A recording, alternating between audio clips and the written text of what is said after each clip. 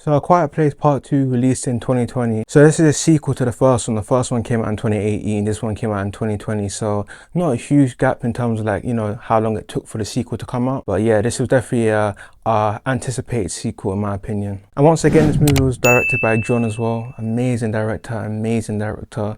The guy can direct for sure. He knows his stuff, man. He knows his stuff. And where the first one felt more like a sci-fi and obviously a horror, I feel like this film was more so like a horror, sci-fi and action. What I like about this movie is that they actually show you what happens on day one of when the creatures, come on Earth, take over.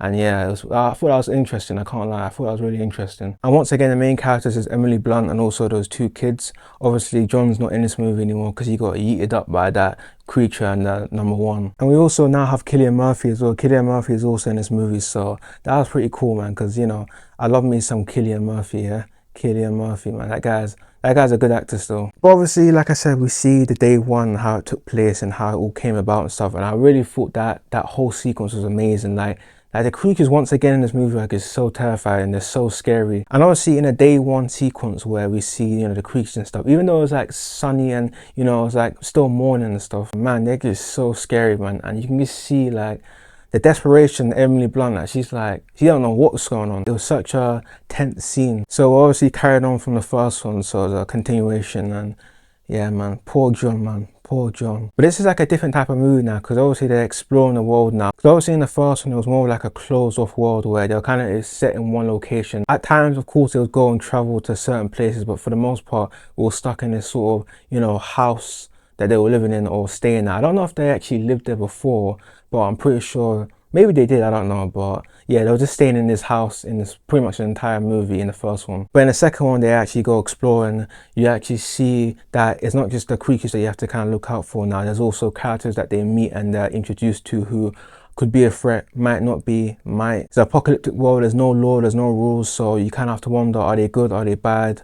Are they a threat to the family? Visually, this movie was great, I loved it, as always. It actually kind of ran in Red Dead as well. I said that about the Planet of the Apes, the new Planet of the Apes, where the world building, it kind of just reminds me of like a game, like an open world game, like Red Dead or something.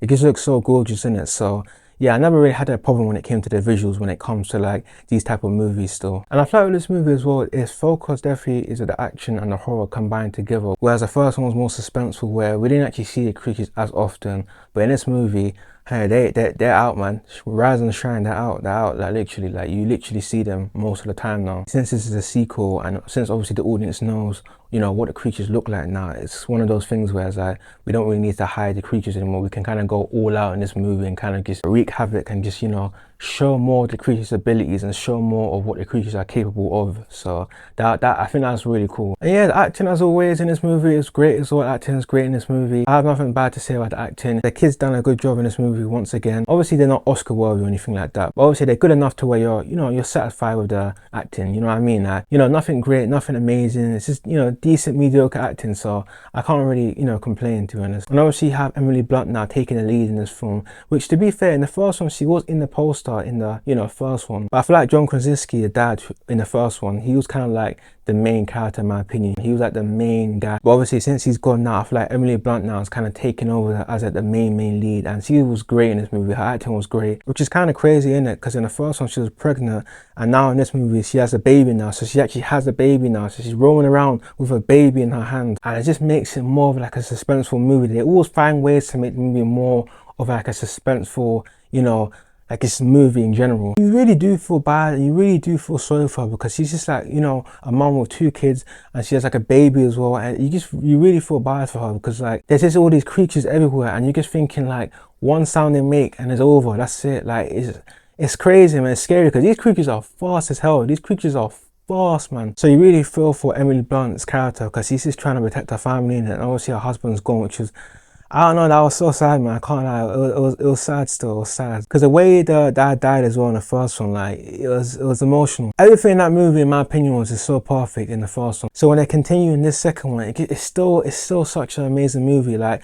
you still love the characters, you still love the visuals. You just hope that nothing bad happened to her or the kids, because, man, they did a great job at making you care for these characters, man. So props to them, man. But yeah, man, Cillian Murphy, this guy was a cool character in this movie still. To be fair, I feel like any Cillian Murphy movie, you kind of just expect him to be cool in it. So in this movie, once again, he was a likable character. He was cool. Because obviously we've seen Cillian Murphy's character in a day one flashback in it. So when we see him now, we're kind of wondering what happened to him, what happened to his sort of life. But yeah, he was just a cool character in this movie. I don't need to talk about his acting, because if you know Cillian Murphy, that guy's acting is on point. If anything, Cillian Murphy and Emily Blunt were the star in this movie, because they stole the show, literally, man.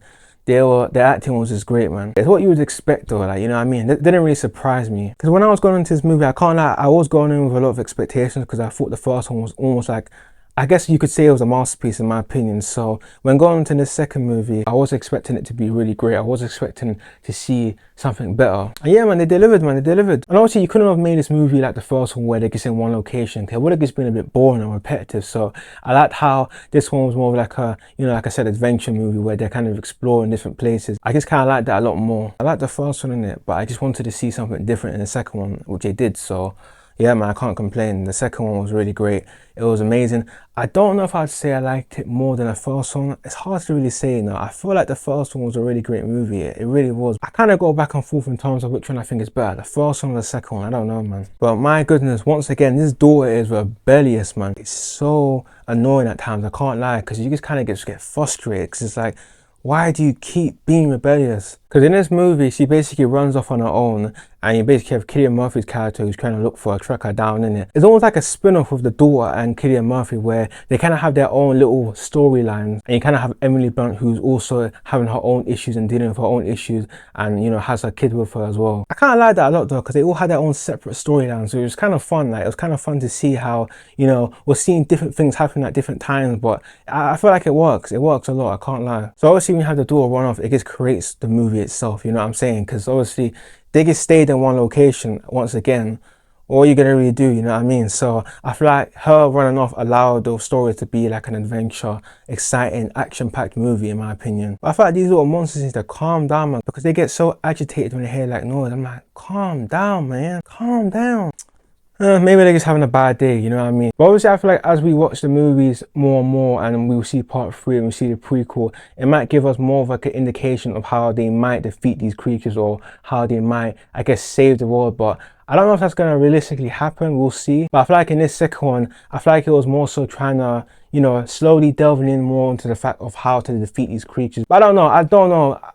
Part of me thinks they are, but I don't know. I don't know if that's like a realistic thing for them to do in it, but we'll see in it. I guess it depends how they go about it in it. But obviously when this movie ended, it ended on like a cliffhanger, which makes sense because it's part 2, of course. So of course it's going to end on a cliffhanger, which personally for me didn't bother me, because I thought for the most part the movie was great in it. So I can't really say that I was too angry about the whole cliffhanger thing. I was a bit surprised at the way they left it off, because it was kind of like all sudden in it. But like I said, it is a part 2, so what can you really expect? But if you loved the first movie, I think you will 100% definitely love this movie. If anything, you might even like this movie even more if you're looking for more action from the creatures, because the creatures in this movie are working overtime, man. They're working overtime, man, stacking up them bodies, man, literally. In the first one, it was kind of like, you know, a bit light-hearted, just chilling, you know, relaxing. But in this movie, overtime it is, man, overtime it is. Get that extra bucks, man, get that extra money, man, get the extra money, man, literally. But yeah, that's it. If you like this video, like, comment, subscribe. Let me know what you thought about this movie, if you thought you liked it better than the first one. But yeah, man, I'm looking forward to seeing the fourth one. Or not the fourth one, the third one. I always keep saying the fourth one, I don't know why. But yeah, I'm looking forward to seeing the prequel. I'm looking forward to it.